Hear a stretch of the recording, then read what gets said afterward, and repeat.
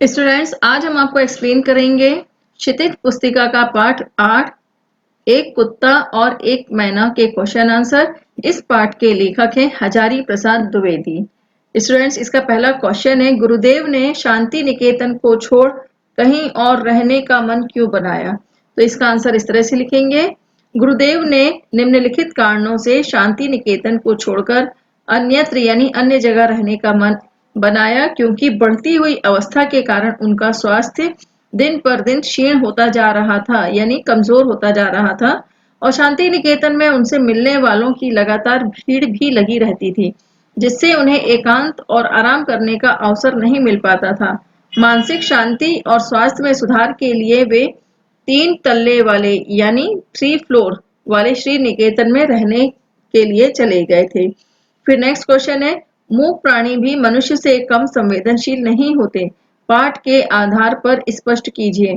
इसका आंसर है, मूक प्राणी भी कम संवेदनशील नहीं होते हैं, उन्हें भी स्नेह की अनुभूति होती है। पाठ में वर्णित यानी पाठ में जो वर्णन किया गया है कुत्ते के कुछ प्रसंगों से यह बात स्पष्ट हो जाती है। पहला है, गुरुदेव के स्पर्श को कुत्ता आंखें बंद करके अनुभव करता है, मानो उसके अतृप्त मन को उस स्पर्श से तृप्ति मिल गई हो। वह बिना किसी के बताए गुरुदेव के पास 2 मील दूर श्री निकेतन पहुंच गया था। फिर नेक्स्ट है, गुरुदेव की अंतिम यात्रा में अन्य लोगों की भांति कुत्ता भी शामिल हुआ था। वह उनके अस्थि कलश के पास देर तक उदास बैठा रहता था, मानो वह भी अन्य लोगों की तरह शोक प्रकट करता हो। नेक्स्ट क्वेश्चन है, गुरुदेव द्वारा मैना को लक्ष्य करके लिखी कविता के मर्म को लेखक कब समझ पाया? तो इसका आंसर है, गुरुदेव के द्वारा मैना को लक्ष्य करके लिखी कविता के मर्म को लेखक तब समझ पाए जब रवींद्रनाथ के कहने पर लेखक ने मैना को ध्यान पूर्वक देखा कि किस प्रकार वह झुंड से अलग होकर अकेली चहलकदमी कर रही है, मानो वह निष्कासन का दर्द झेल रही हो। फिर इसके बाद नेक्स्ट क्वेश्चन है, प्रस्तुत पाठ एक निबंध है। निबंध गद्य साहित्य की उत्कृष्ट विधा है, जिसमें लेखक अपने भावों और विचारों को कलात्मक और लालित्यपूर्ण शैली में अभिव्यक्त करता है। इस निबंध में उपर्युक्त विशेषताएं कहाँ झलकती हैं, किन्हीं 4 का उल्लेख कीजिए।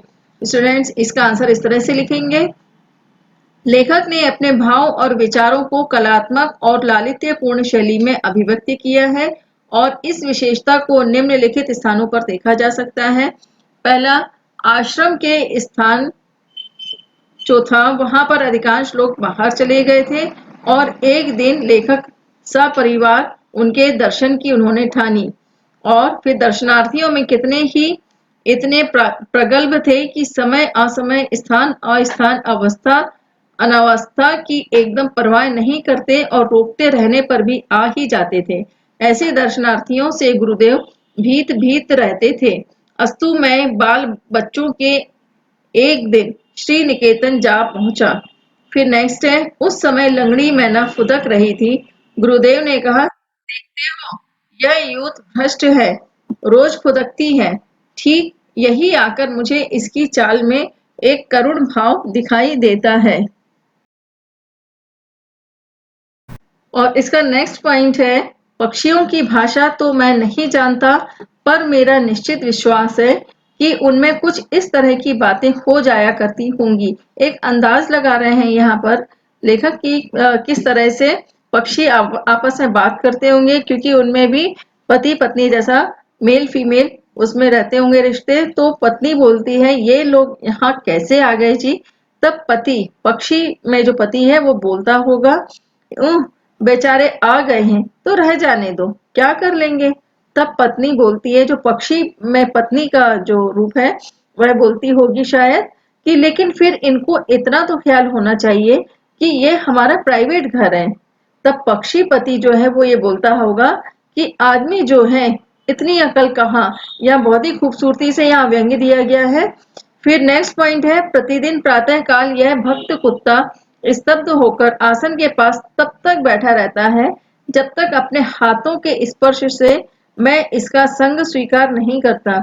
इतनी सी स्वीकृति पाकर ही उसके अंग अंग में आनंद का प्रवाह बह उठता है। फिर उसके बाद नेक्स्ट क्वेश्चन है, आशय स्पष्ट कीजिए। इस प्रकार कवि की मर्मभेदी दृष्टि ने इस भाषाहीन प्राणी की करुण दृष्टि के भीतर उस विशाल मानव सत्य को देखा है जो मनुष्य मनुष्य के अंदर भी नहीं देख पाता है। इसका आंसर इस तरह से लिखेंगे। कवि कहते हैं कि गुरुदेव के स्पर्श को कुत्ता आंखें बंद करके अनुभव करता है। तब ऐसा लगता है मानो उसके अतृप्त मन को उस स्पर्श से तृप्ति मिल गई हो। आज मनुष्य पहले की अपेक्षा अधिक आत्म केंद्रित हो गया है, यानी बहुत ही ज्यादा रिजर्व नेचर का हो गया है और वर्तमान में मनुष्य मनुष्य के भाव को भी नहीं समझ पाता है। और ऐसे में कवि ने एक मूक यानी जो अच्छी तरह से अपनी भाषा नहीं बोल पाते हैं, जिनकी भाषा हम समझ भी नहीं पाते हैं, ऐसे मूक पशु की भावनाओं को अनुभव कर लिया, यानी पशु भी निस्वार्थ प्रेम का भाव समझता है।